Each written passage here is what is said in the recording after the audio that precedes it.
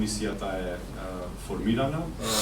Мислам дека денеска се на терен, ако не се лажам, ако не денеска во понеделник, веќе јас бев на пат.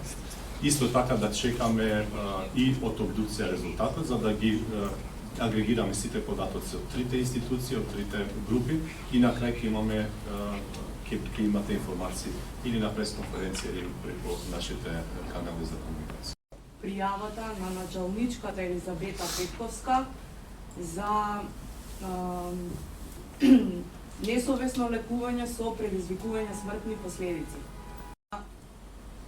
Навела во извештајот до вас.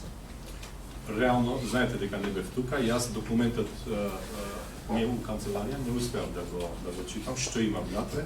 Знам дека со комуникација со директорот рече дека случајот од наша гледна точка е чист, така да тие ми се информациите.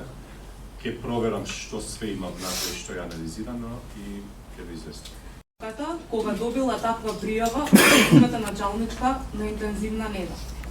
Знаете, сепак сме институции, ние мораме првично во центарот на екосистемот во здравството е пациентот, но исто така главен, да кажем, главна алка ни се и здравствените работници.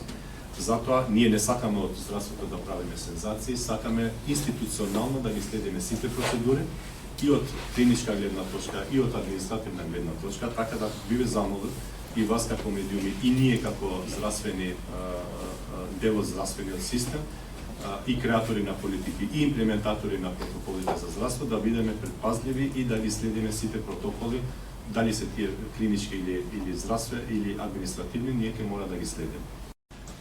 Извештаите веќе од инспекторатот имаме, од работната група ќе видиме од клиничка гледна точка каков тип на извештај ќе добиеме, исто така ќе видиме од Институтот за патологија каков тип на извештај ќе добиеме и на крај ќе бидете информирани соодветно. Секој од нас прво е потенцијален пациент и треба да верува и во докторите и во здравствените институции, но на крајот на денот исто така треба да веруваме и во административните процедури кои што се стриктно дефинирани според протокол.